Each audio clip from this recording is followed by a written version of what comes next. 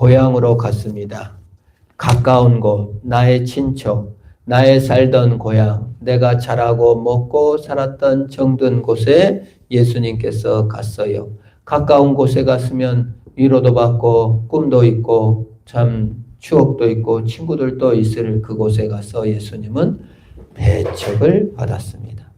가장 가까운 곳에서 가장 많이 배척받는 것, 그게 예수님께서 겪으셨던 일이에요. 사실 그런데요, 우리도 그럴 때가 너무 많아요.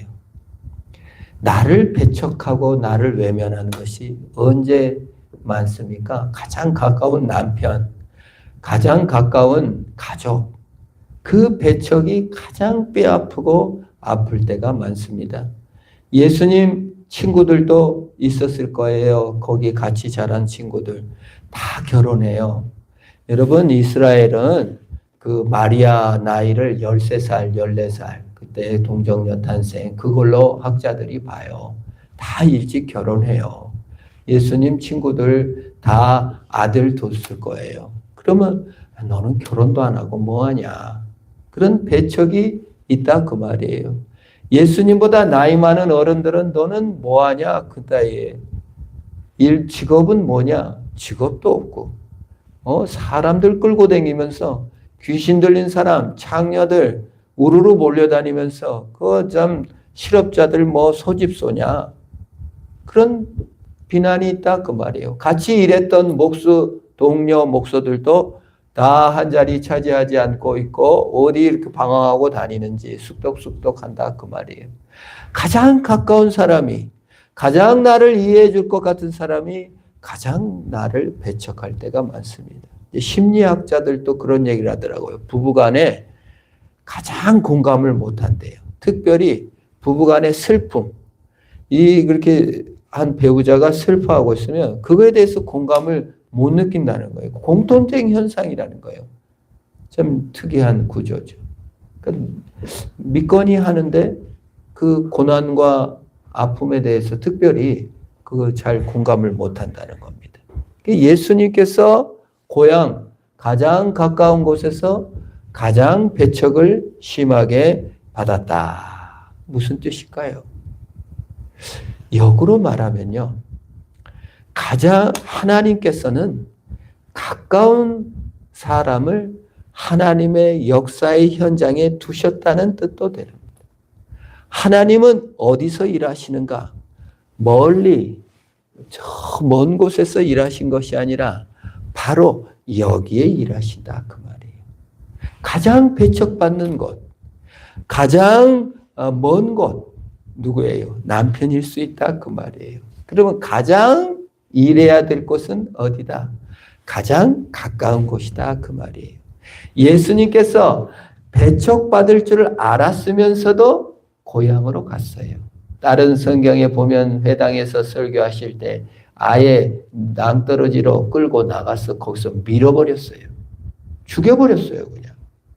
죽이려고 했어요. 근데 예수님께서 가로질러 그냥 통과해 나가셨죠. 그렇습니다.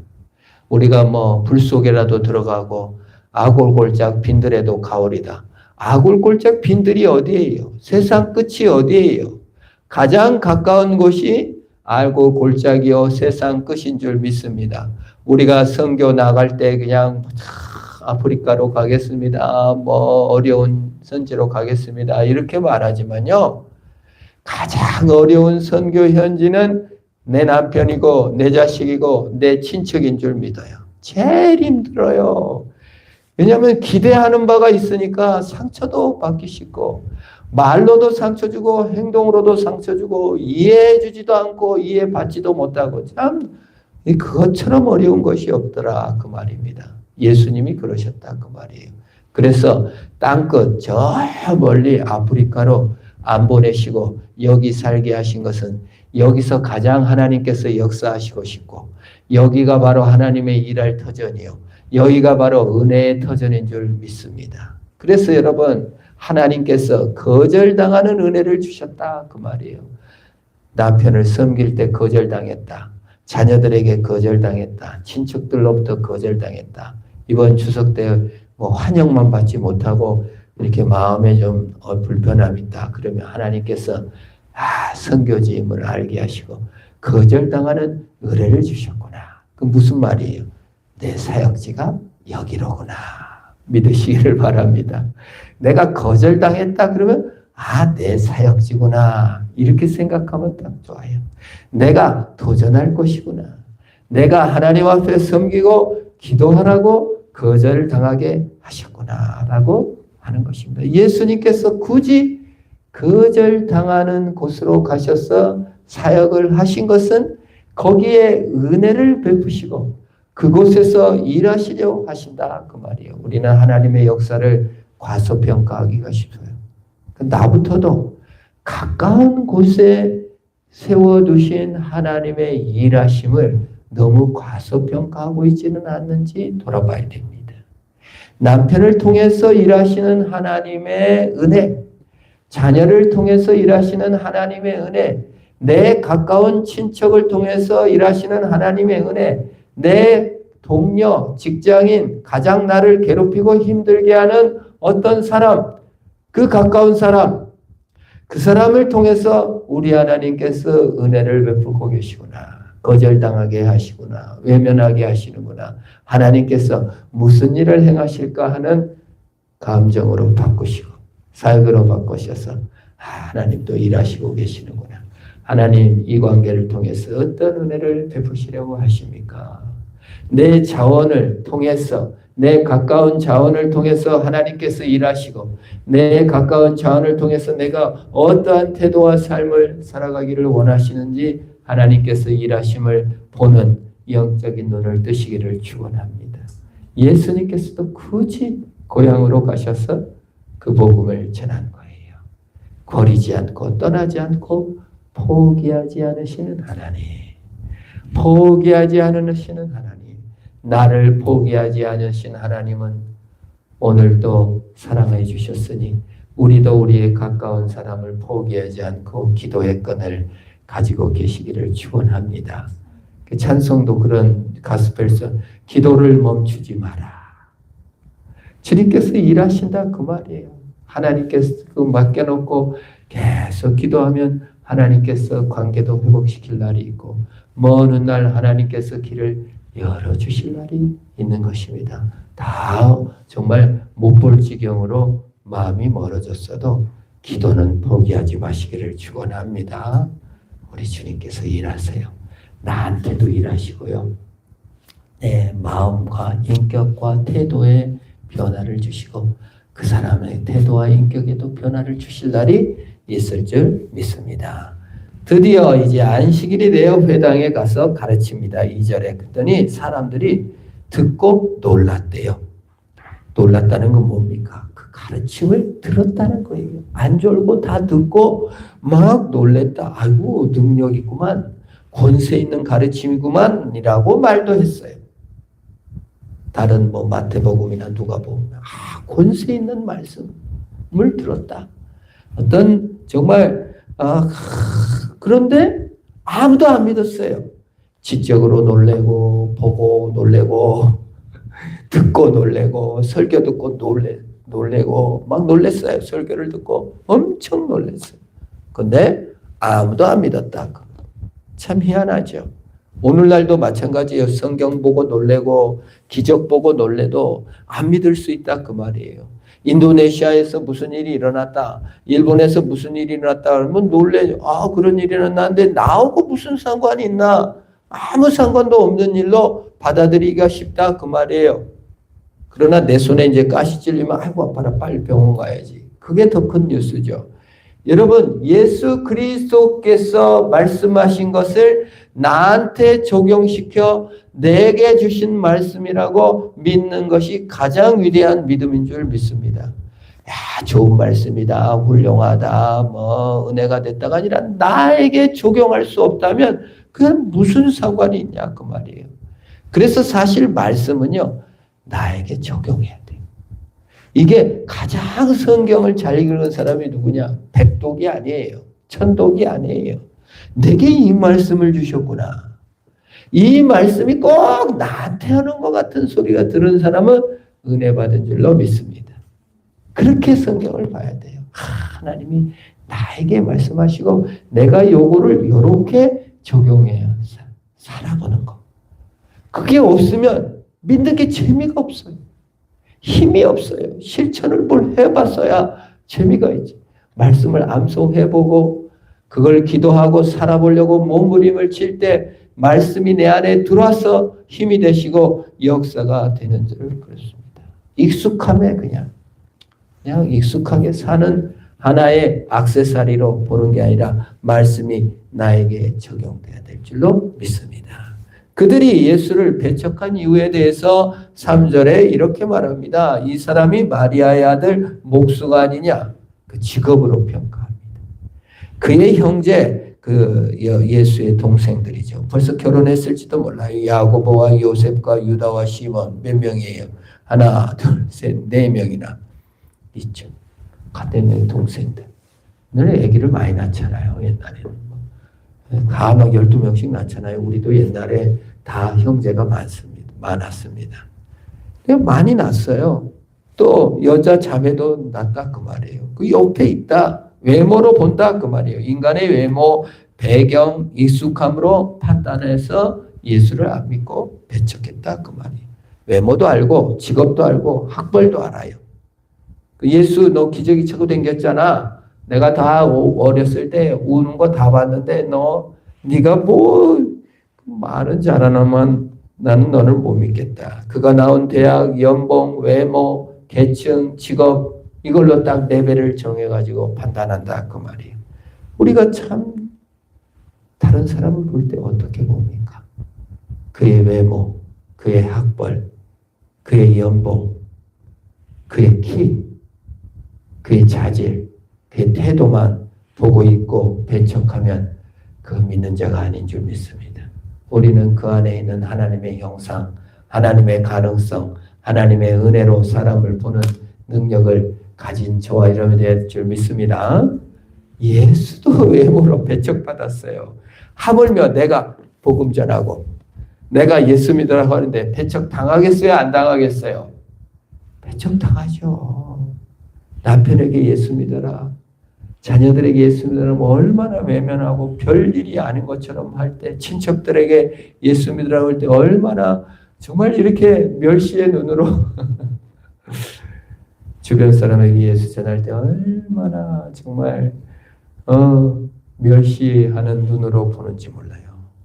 예수도 그러셨어요. 예수도 배척했어요. 정말 야고보, 네 동생들 다 결혼했는데 너는 결혼도 안 하고 뭐하고 미친놈들하고 돌아다니냐. 쉽게 규정하고 쉽게 배척하는 인간. 예수 믿은 사람들도 상처받기 싫으니까 쉽게 배척하고 쉽게 정죄하고 쉽게 판단해버리기가 쉬워요. 용서할 수가 없는 것이죠. 여러분, 그게 다 행위를 따르는 거예요. 우리는 외모로 사람을 평가하지 않고 그 속에 은혜 주실 하나님의 형상을 보시기를 축원합니다. 가장 위대한 거고요. 가장 힘든 일 중에 하나예요. 왜냐하면 사람은 행위로 존재하기 때문에 그래요. 아무것도 안 하고 아무것도 안 주는 사람을 이뻐할 수가 없는 거예요. 참 인간이란 게 그렇습니다. 그래서 하나님의 사랑이 저는 너무 위대해요. 배척하고 미워하는 그 고향으로 가서 굳이 또 설교를 하시고 굳이 또 배척받을 줄 알면서 십자가에 못 박아 죽을 줄 알고도 이 세상에 와서 우리의 배반을 당함에도 불구하고 우리를 사랑해 주신 예수의 사랑을 우리가 받았음에 우리도 그 은혜로 사람을 배척받을지라도 섬기는 저와 여러분이 될 줄로 믿습니다. 4절에 이렇게 예수님이 말합니다. 그렇게 배척을 받고 선지자가 고향과 친척 외의 집에는 존경을 받지 않음이 없느니라. 거절당하고 외면당했다 그 말이에요. 존경을 받지 못했다는 겁니다. 정말 이 예수 그리스도께서 고향에 가갖고 배척받았다는 것은 우리가 이 지역 사회를 살아가면서 배척받을 일이 참 많다는 것을 알게 됩니다. 여러분, 예수 믿는다고 배척받는 것은요, 내 재능과 외모를 지적받은 것으로 이해하시면 안 돼요. 내가 무능해서 배척받았다. 그렇게 생각하면 안 됩니다.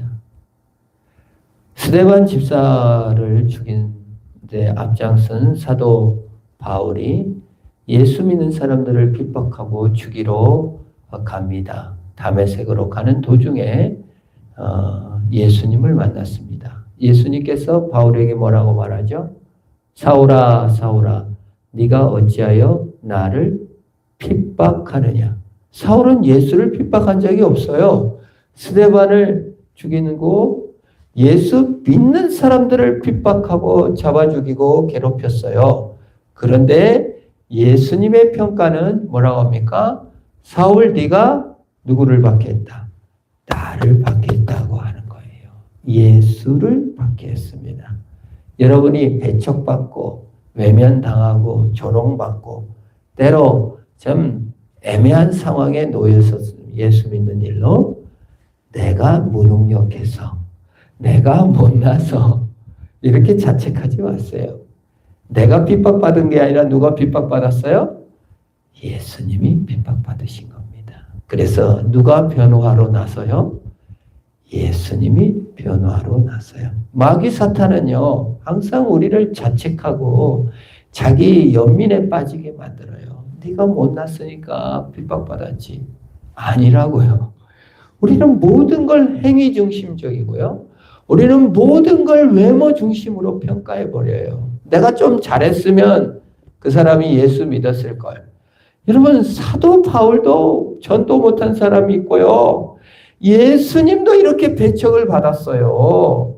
여러분이 아무리 똑똑해져야 예수같이 되겠어요? 아무리 똑똑해져야 바울 되겠어요? 안 돼요.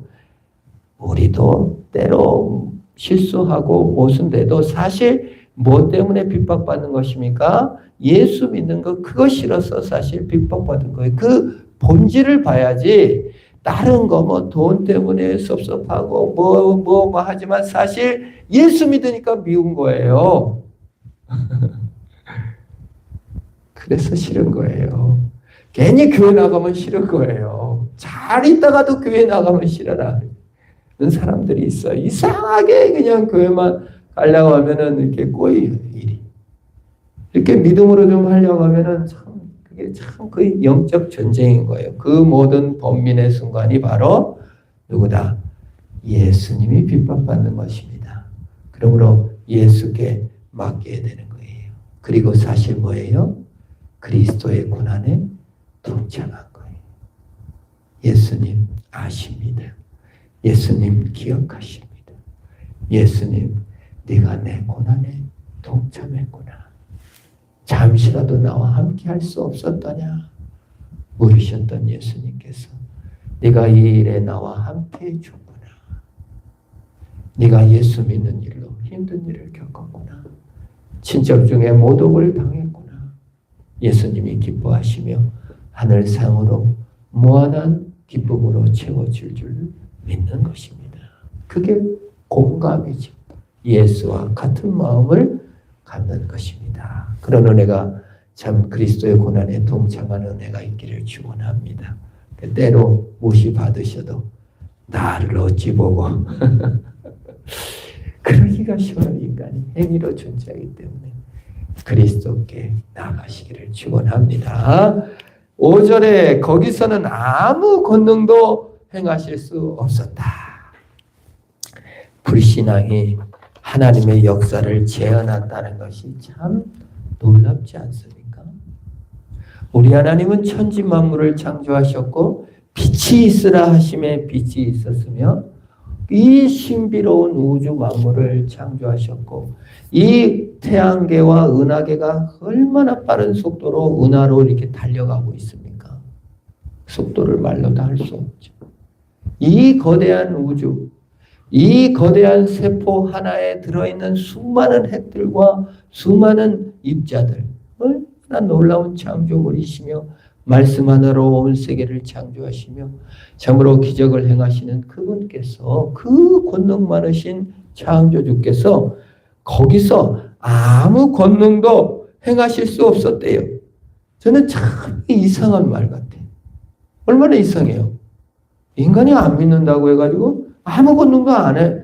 하실 수가 없었대요. 아, 이거 성경이 행하실 수 없었다. 그 말이. 하나님의 자비가 놀라워요. 데살로니가 전서 5장 19절에도 보면은 성령을 소멸하지 말라 그랬어요. 우리에게. 그 우리가 성령을 소멸할 수 있다 없다 하는 뜻이에요. 다른 말로 성령을 우리가 소멸할 수가 있다 그 말이에요. 우리 이 연약한 인간이 창조주이며 구원주이신 성령 보내주신 예수님의 뜻을 외면할 수도 있고요. 소멸할 수도 있다 그 말이에요. 그리고 안 믿어갖고 주님이 아무 일도 못하게도 만들 수 있다 그 말이에요. 인간이. 참 조용히 참 아이러니죠. 하나님의 우리 자녀들 관계를 한번 생각해 봐요. 자녀를 두들겨 팰 수도 있습니다. 그런데 우리 자녀들이 공부 안 한다고 해서 두들겨 팬다고 해서 됩니까? 안 되잖아요. 그래서 자율적으로 할 수 있도록 환경과 여건을 조성하고 뒤에서 기도하고 그러지 어떻게 내가 대신 공부할 수 없잖아요. 그게 불가능합니다. 어느 분이 어느 대학 교수님이 TV에 나와서 하는데 학부모한테 전화가 왔다는 거예요. 그랬더니 그때 강의 몇 번째 뭐 하신 부분이 뭐 이해가 안 된다고. 그래서 제가 딸하고 똑같이 강의를 듣는다는 거예요. 엄마가 초등학교 때부터 고등학교, 중학교 다 공부 같이 했고 대학까지 같이 공부. 어떻게 생각하세요? 그렇게 엄마하고 같이 의존하는 것이 과연 맞는가? 그게 하나님의 방법인가? 그게 아니에요, 하나님. 자유의 의지를 가지고 하나님의 뜻을 따라 기꺼이 순종하는 자리에 나아가도록 하시기 위해서 우리 하나님께서는 양심과 지혜와 자유를 주신 줄로 믿습니다. 그래서요, 어디 막 강하게 막 푸시업해갖고 그냥 뭐 으쌰으쌰 주변 분위기 해가지고 하는 거 그게 과연 그것도 뭐 그런 교회가 있을 수도 있습니다. 그러나 우리 하나님께서 생각하고 느끼고 깨달아 자유의지를 가져 기꺼운 마음으로 순종하는 자리에 나가게 하세요. 그래서 우리가 성령을 소멸할지라도 참는 거예요. 우리 성령께서. 여러분 자식들이 말을 안 들어요. 분명히 글로 가면 안 되고 이렇게 해줬으면 좋겠는데 끝까지 말을 안 들어. 그럼 어떡해요? 막 주워 패고 때려 부르고 아무리 해도 안 돼. 뭐 어떻게 해요? 기다려줘야 되잖아요. 우리 성령께서는 인격이십니다. 그래서 기다리고 참고 썩어 문드러져 버리는 거예요. 여러분 자식 때문에 썩어 문드러져 본 적 있으시죠? 성령이 썩어 문드러지고 계셔요. 그래서 나를 왜 소멸하냐? 나를 왜 방해하냐? 이런 말씀도 하시는 것입니다. 마태복음 12장에서는요. 사람에 대한 모든 죄와 모독은 사함을 얻되 성령을 모독하는 건 사함을 얻지 못하고 인자를 거역하면 사하심을 얻되 성령을 거역하면 이 세상에서 사함을 얻지 못하리라. 옛날에는 성령을 회방한다 해서 성령 회방죄로 번역했는데 이제 이렇게 성령 회방 이거 표현은 없어져 버렸어요. 이 번역이 바뀌면서 거역과 모독이라는 표현으로 바뀌었습니다. 다른 말로 말하면 인간이 하나님의 뜻을 거역하고 인간이 하나님의 뜻을 모독하지 말라는 것은 할 수도 있다 그 말이에요. 참 놀라운 특권이에요. 복인 줄 믿습니다. 기꺼운 마음으로 주의 뜻을 순종해가는 순종의 사람이 그래서 아름답고 너무 소중하고 귀한 겁니다. 누구에게 영향받아가지고 누구 잘 믿는 목사님, 훌륭한 목사님 밑에 가가지고 훈련받아서 잘하는 겁니다. 그 목사님 돌아가시고 나니까 그냥 완전히 이러지 말고 정말 기꺼운 마음으로 하나님 앞에 순종하는 개인적 훈련이 돼야 될 줄로 믿습니다. 오늘 더 재밌는 것은요. 아무 권능도 행할 수 없었다고 하는데 그 다음에 보면 재밌는 게 소수의 병자에게 안수하고 고치셨다. 여러분 이게 아주 재밌는 거예요. 아무 권능도 할 수 없었어요. 그런데 소수, 한두 명이 아니에요. 꽤 소수, 열 몇 명, 뭐 이런 정도죠. 그 고쳤다 그 말이에요. 그럼 권능을 행했어요? 안 행했어요? 행하셨어요. 아무 권능도 행하실 수 없는 그곳에서도 주님께서는 권능을 행하시고 질병을 고치시고 자비와 은혜를 베푸셨습니다. 여러분 우리가 절망이라고 하나님께서 일하시지 않는다고 생각할 때가 있을 겁니다. 그런데 안 그래요. 우리가 참음으로 기다리면 하나님께서는 일하십니다. 주님께서는 일하셔요. 그래도 은혜를 베풀어 주시는 거예요. 여러분 이놈 자식아 나가 그런다고 자식이 나가는 것보다 엄마 잘못했어요 하고 오면 큰일로 안아주듯이 우리 하나님이 아무리 고난이나 가까운 곳에 있는 어떤 고난이나 거절을 당하셨으면요 우리가 하나님이 나를 외면하신가 아니라 권능을 행하실 수 없는 그곳에서도 권능을 행하시는 하나님 그 소수의 무리가 되어 권능을 받아 누리는 은혜가 있기를 축원합니다. 그 길로 가야 돼요. 우리가. 6절에 그들이 믿지 않음을 이상히 여기셨더라. 예수님이 보시기에 이상한 사람 되지 않기를 축원합니다. 우리가요 믿는 게 정상이지 안 믿는 게 이상한 거예요. 이상한 사람 되지 말고 믿음의 사람이 돼야 될 줄 믿습니다. 우리 합신의 개혁 신보에 보면은 우리 정창균 교수님이라고 계시는데 그분이 칼럼을 써서 제가 한번 옛날 설교 때 소개한 적이 있는데 어느 병원에 갔었는데 의사 선생님이 제가 대학 총장이라 하니까 뭐 너무 친절하게 해주고 병원비도 깎아주면서 이렇게 해서 같이 이제 친하게 전도하려고 친하게 지냈는데 전도를 하니까 목사님 제가 사실 우리 아버지가 장로님입니다. 근데 거기까지는 좋았는데 우리 아버지는 참 이상한 분이셨습니다. 그렇게 고백을 하는 거예요. 아니 뭐가 이상하셨어요? 그랬더니 아니 고3 때 제가 우리 아버지가 고등부 담당 부장 장로님이셨는데 다른 애들은 다 교회 나와서 예배드리라고 하고 내가 교회 나오면 나를 때렸습니다. 가서 공부해서 의대 가야지. 왜 교회 나왔느냐고 해가지고. 저는 참 그때 너무 이상했다고. 그래서 교회를 잘 안 나간다고. 그런 얘기를 했다는 거예요. 그래서 그 칼럼에서 이상한 믿음의 사람이 되지 말자. 라는 얘기를 합니다. 우리 정말 믿음의 자리에 나가야 될 사람들이 믿음의 자리에 안 나가는 것이 얼마나 기이하고 이상한 일이었던지 예수님께서 이상하게 여기셨습니다. 여러분 믿는 것이 자연스러운 것입니다. 하나님께서 우리 죄를 위해서 오셔서 대신 죽어주고 희생해 주신 것입니다. 여러분 사람들을 구원해 줬는데 그냥 병을 고쳐줬는데 오히려 그냥 배반하고 돈을 훔쳐가고 그러면 얼마나 이상한 일입니까? 우리 예수님께서 십자가에 죽으시고 부활하셔서 영원한 영생을 우리에게 약속하시고 선물로 준 것을 믿는 것. 이게 이상하게 자연스러운 일인 줄 믿습니다. 우리 부모된 자가 자녀들 앞에서 믿음으로 사는 것 보여주는 것이 자연스러운 일인 줄 믿습니다. 이상한 거 뭐예요? 자녀들이 볼 때 엄마 믿음이 좋다고 하면서 엄마는 맨 돈만. 우리 어느 권사님이 고백을 합니다. 남편을 감을 데리고 왔는데 자기 어머니가 권사님이셨다는 거예요. 근데 다른 건 다 뭐 예수 안 믿는 사람을 데리고 왔냐 이렇게 하면은 자기가 수긍하려고 했대요.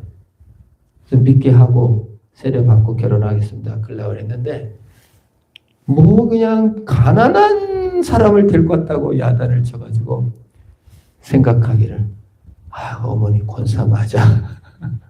믿음의 사람 맞아? 믿음이 전부 다라면서 왜 가난한 사람 될 것 같냐고 야단을 칠까? 너무 이상했다는 그런 고백을 하는 걸 들었습니다. 우리가 우리 자신을 살펴봐야 돼요. 나는 이상한 성도가 아닌가? 혹시라도 정말 예수님이 최고라고 내가 생각하는가? 나는 정말 예수님이 그렇게 이상하게 행동하니? 라고 보고 있지는 않는지를 돌아보며 하나님, 내가 정말 자연스럽게 예수 믿는 기쁨으로 즐거이 순종하는 자리에 나아가 하나님께 영광을 돌리는 저와 여러분되기를 주의 이름으로 축원합니다. 기도하겠습니다. 하나님 아버지 감사합니다.